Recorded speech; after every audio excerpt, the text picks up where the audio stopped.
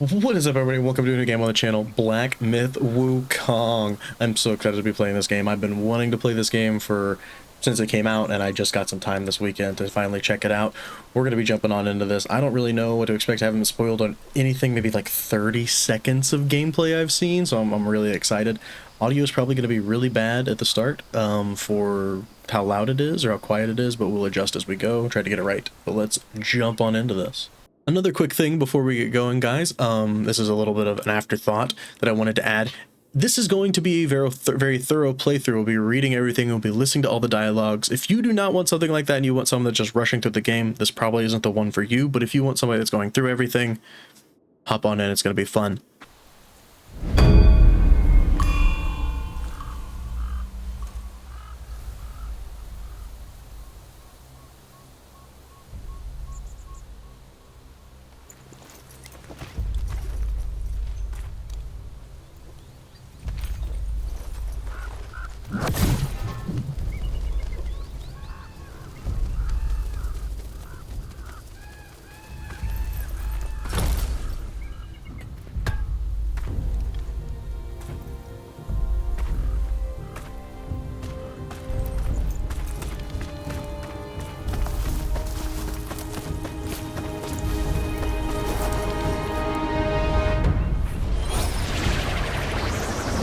Pretty freaking sweet.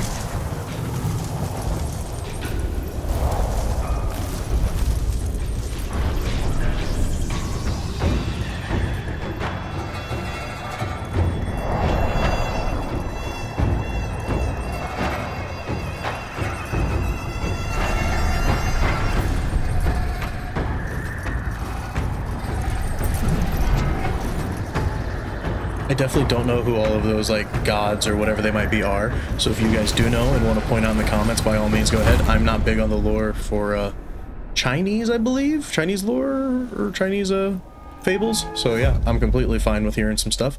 Try to keep it spoiler free for the game, but names and stuff out of Chinese lore aren't really spoilers in my opinion. They've been around for a hot minute.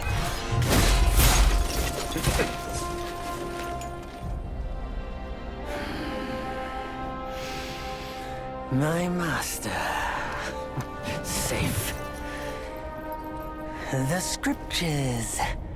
Sound.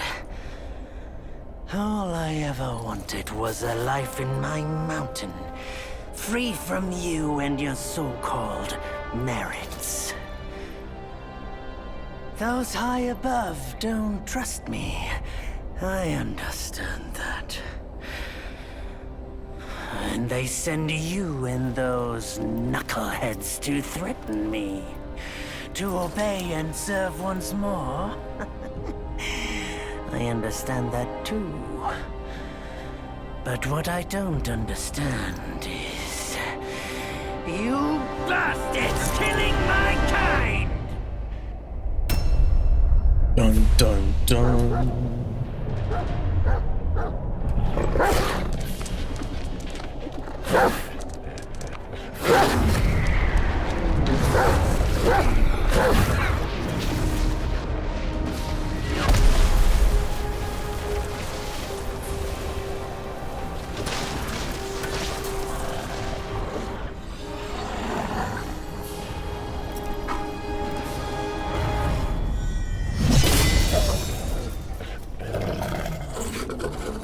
Stay back, stupid dog.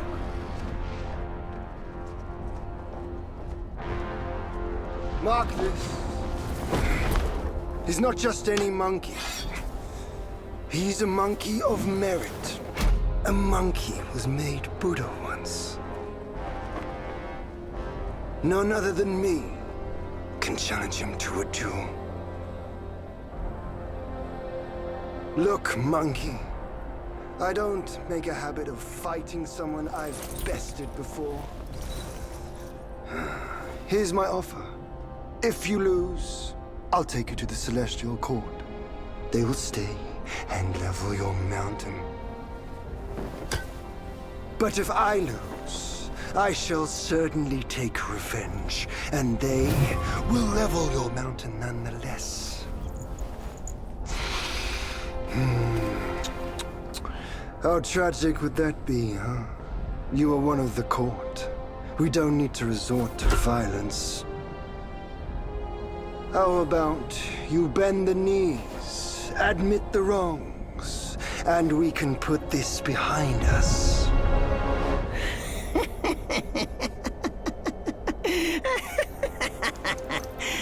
All these years, except for that pig, you're the one who talks the tallest tales. Good, I am entertained. Speaking of entertainment, wouldn't it be fun if I pluck your extra eye out for my snack and allow you to keep the other two? Because I'd hate to let you miss how I'll slaughter each mongrel of the court. Those below, those above, and that black mutt of yours. Come at me, all of you. All right, yes. But first, it's a little loud. So let's kill it a little bit. I think the music can go down a little bit. The effects are going to go down a lot of bit, and the dialogue is going to go down just a smidge because I want to be able to hear it over everything still. We'll see how that works out.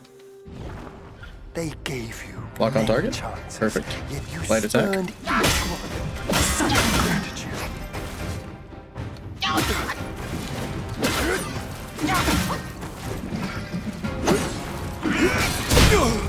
Get wrecked.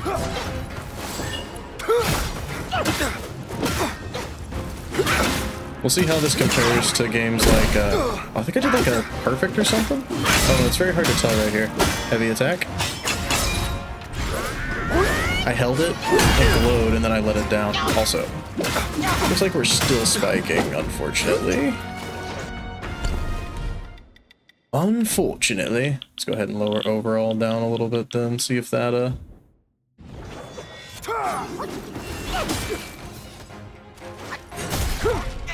Oh, I think he cheated. I'll uproot you in the court's name. Your escape was a crime, and your defiance. What's this? Oh, too late.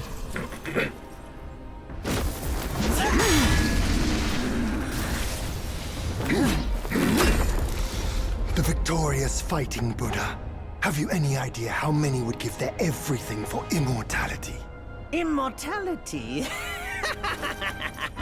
For that word, all realms and beings have ruined themselves.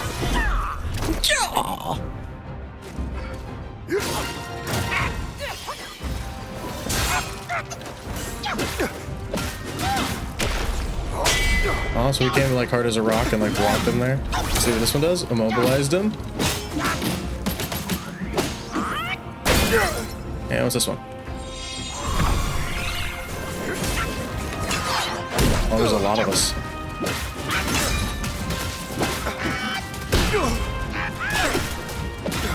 Get him, monkey army!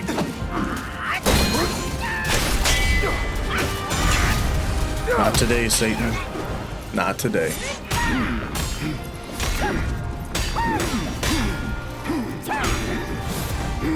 The Celestial Court welcomed you, foul monkey, yet you remain untamed.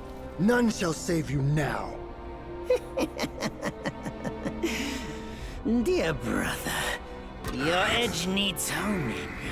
Good. I was in need of a back scratcher. It did not pierce, and it definitely looked like he was trying to.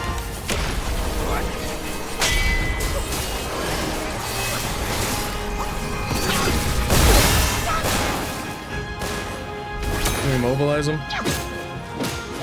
I don't know if I actually have health here or not. It's seeming like it's a knot. The extendo! That's all. Hit me. Oh no, he waited. He's smarter than me.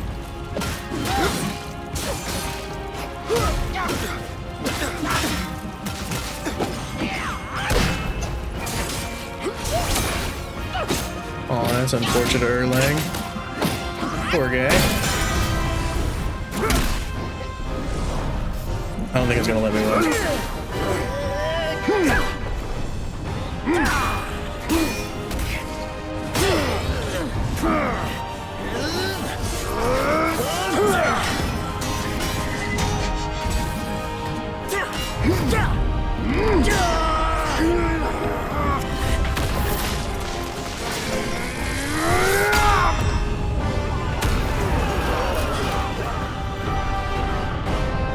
Nice army.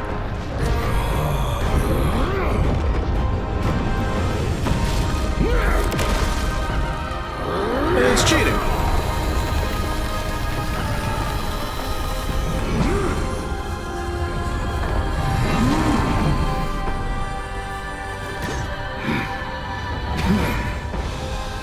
Foul monkey! Taste my axe! That axe got a lot bigger.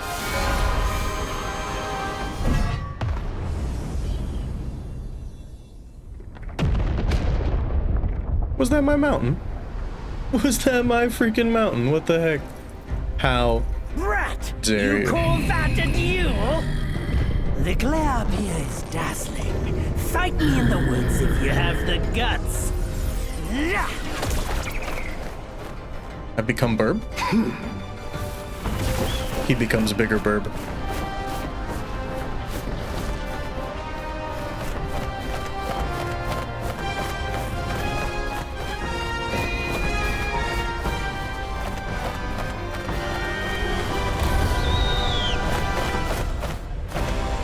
Just have a heart attack? No.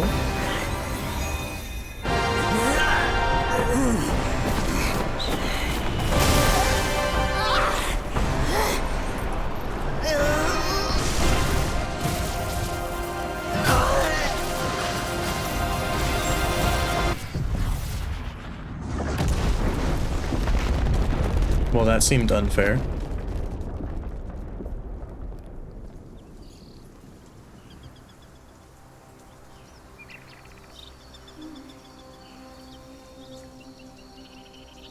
And time passes. So ends the last tale of Sun Wukong. A hero who treasured his freedom above all else. Buddhahood he attained, yes, but cumbersome he found the celestial rules, for he yearned to come back and to revel in the simple joys with us. Little did he know, his choice to forgo the life above only fueled their mistrust. Is he in there?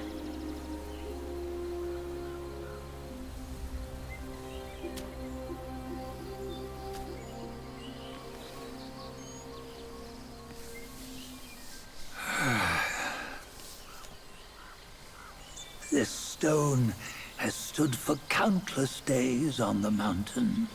Since my youth, they've said that his remains lie within it. Unbegotten, undying, such is the nature of a stone monkey. Though his body was broken, his spirit endures. Into 6 relics he turned, and separately they escaped, choosing to stay hidden. We're gonna go find him. Those are the 6 senses of the great sage. Yet no one has ever seen them, not in centuries. I'm old now. Venture through all the lands I cannot. Yet among you, there might be one who is destined.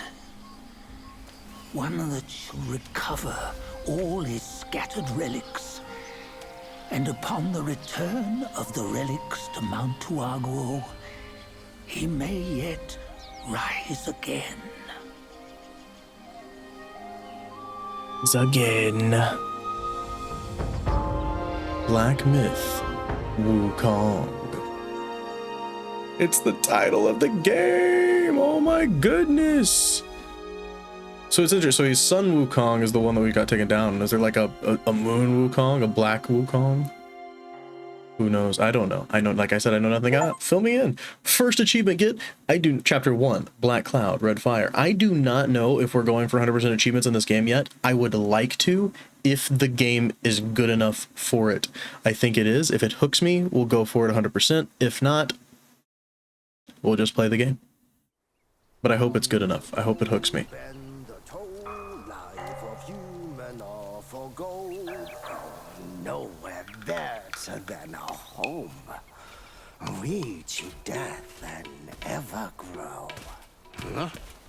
Here, you see what bliss my fate shows. Luck's around the corner. Seems like he just fell from a fruit tree here. Perfect timing. This peach knew I needed a snack. Stone fruit. You sneaky rascal! Dare to fool me? I'll make sure you regret it. Oh, will you? So most games like this, I try not to have to lock on. We'll find out if it's a game where you have to lock on or not. That's their antidote. Let's see this.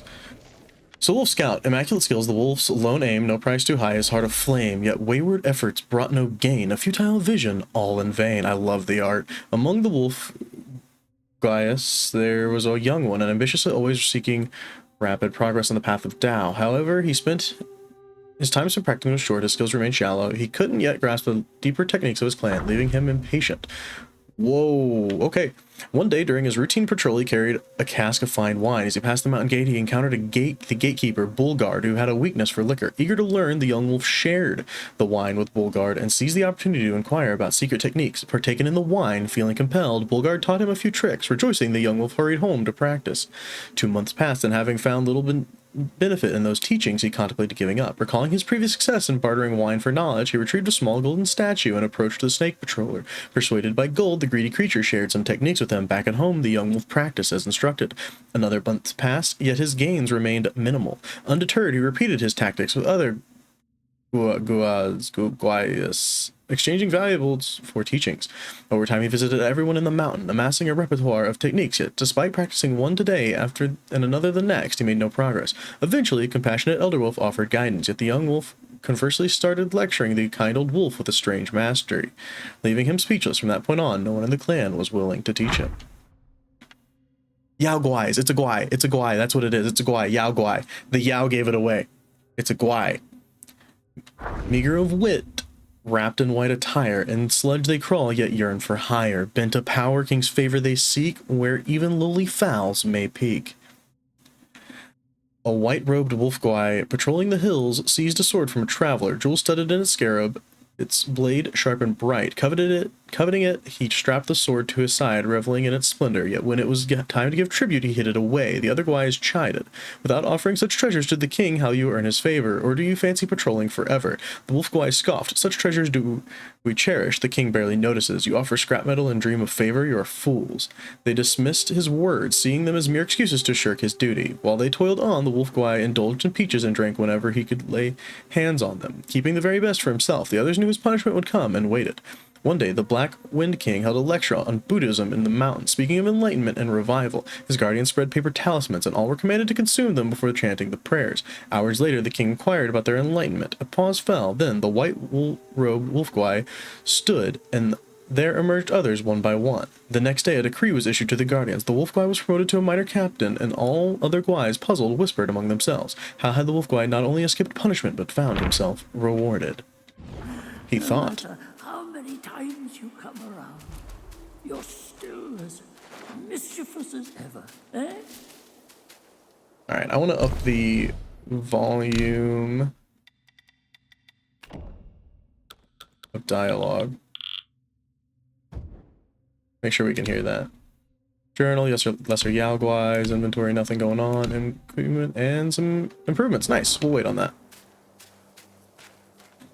So we can sprint, we can jump, we can attack, we can roll, we can heavy attack, as we've seen before.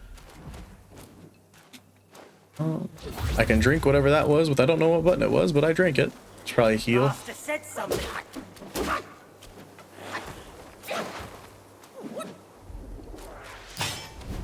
So you wait for it to glow, and then you get an actual hit in. So we got some will. I'm assuming that's how we level up, but it only says 29 and we're at 32, so I'm not sure. Also, for this game is linear-ish, so I'm hoping it is actually linear-ish. Linear to a point, I guess. Charge heavy attack. Hold Y and build up focus. Hold heavy attacks to charge. Charging costs stamina but builds quickly. So I can charge it as I move, which is awesome. And then I can be like, wham! See you. RT to open. What we get? Tiny piece of gold and some yarn. Hello there. You want to go too?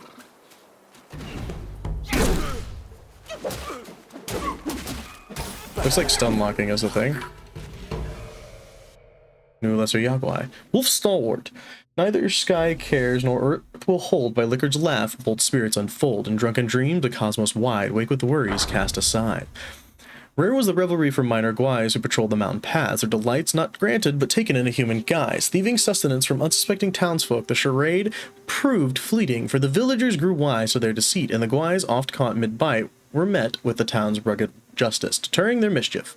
Among them was a wolf guai with a penchant for drink, who, on a day of indolence, lay beneath an ancient tree. Suddenly an elder wolf cloaked in feathers of a crane appeared to him, asking, "Why forsake your patrol for idleness?" The wolf guai sighed, "I long for drink, but the townsfolk see through me.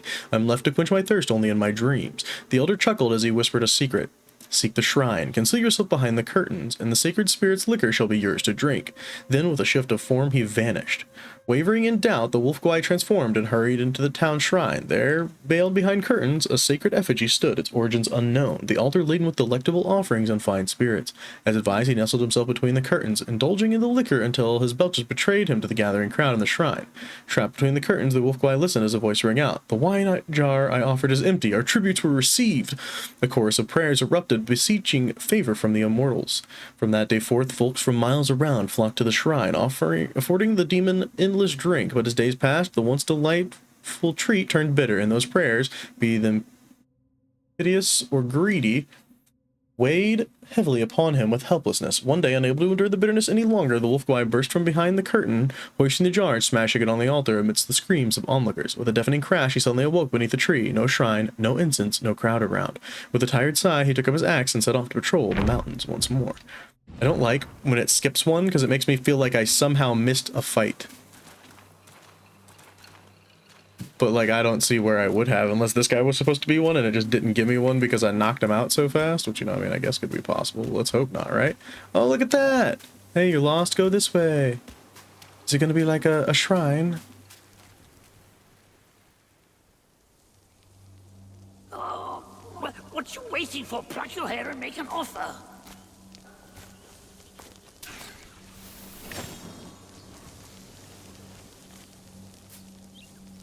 Incense?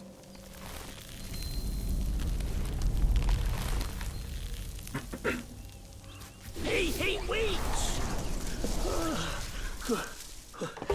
I, the keeper of Blackwind Mountain, have long been waiting for your arrival. The hell are you? Oh, his spitting image, I'd say. Up ahead is Guan Yin Temple. Once it was bustling with worshippers, before it was ruined by that fire.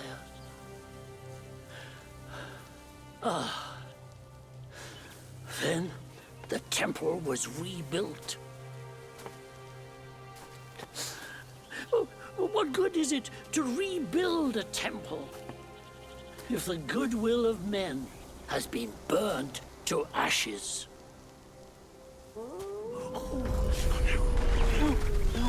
You've forgotten this place, but they haven't forgotten you.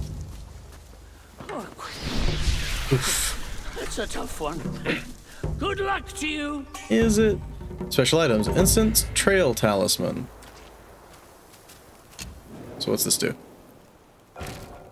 We can rest. We can travel. We can collect gifts. Hey, we got deluxe edition gifts. I'm just saying, I use my deluxe edition gifts. Just throwing that out there. We can rest, which I don't think we needed to, and we can travel. Wow, nowhere. Incredible. Let's check out our inventory now then, shall we? It does give us a slight increase. I'm going to use it because I'm not a person that cares about that kind of stuff. I'm going to probably replace it anyway, Moderately increases the will gained. Nice. Moderately increases the will gained. So this is like almost like leveling up faster stuff, I'm guessing. And we got a curio, slightly increased movement speed. I'll take it. And what's over here? Using this talisman shall immediately free the soul from the body and guide it back to the last shrine. Okay. And then we got some gold.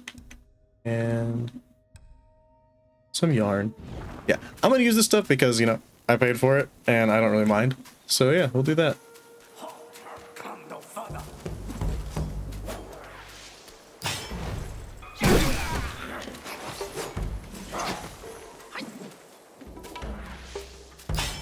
See ya. Oh, we got one. Nice. There we go, the soldier. Sun-swept to hills they guard and tread, far from glint of steel their daily bread, far flung from their native land, at nights for home their souls shall stand. Ever since the Black Bear Gwai returned from Guanyin and crowned himself king, he boasted of the arts he had learned. Tales of his newfound method of practice and power revival allured many a Gwai to Blackwind Mountain. Seeking the king's favor, these minions toiled with abandon. Among them, a wolf Gwai worked with tireless zeal. He rose before dawn, patrolled the mountains, and continued well into the night. All of the treasures he found were first laid at the king's feet. His life was one of labor, and yet without a moment to make friends. Despite his dedication, his presence barely stirred a whisper from among the others, and his name was seldom uttered. His brothers, seeing such unacknowledged dedication, spent his savings for a seat in the king's lecture. The wolf Gwai sat there, heavy with regret for the silver he had squandered, both on the journey here and the seat at the lecture that could have been used to buy himself a shield or blade. Had I a new blade, he mused, glory could have been mine. As he pondered this, golden-clad guardians scattered paper talismans before him, commanded to consume them. They then chanted in meditation for hours until the king sought signs of enlightenment. The white-robed wolf Gwai stood first, claiming a fervor within the clarity of mind. The diligent wolf Gwai thought to himself, sweating fervently in a crowd is no marvel. Achieving clarity after chanting is no miracle. Just as he was lost in thought, the blue ox Gwai rose next, followed by others. The diligent wolf Gwai stayed seated, unsure, until the king gestured for them all to sit down. Later, treasures were doled out. The ox Gwai received a golden pill, the white-robed Gwai a title. But the diligent one kept his old shield and dull blade, patrolling the mountain still. Only from then on, he did it all under the white-robed one's whims, ever obedient. Neat. Alright, who's next to face my stat? Wait, was there something to pick up there? I guess not. Looked like there was almost. Yeah, it's looking like it's going to be decently linear. As I say that, I can jump off the side here. Goodbye. Not goodbye.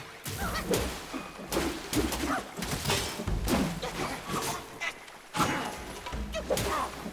don't think there's a block, so I might need to be careful. Also, see ya. Gather up that as well. No, wait, no, I wanted to see that. Dang it. What we get? We're going to be reading most things, by the way. I should have said that. I think I said that at the beginning of the episode, but in case I didn't, we'll be reading everything.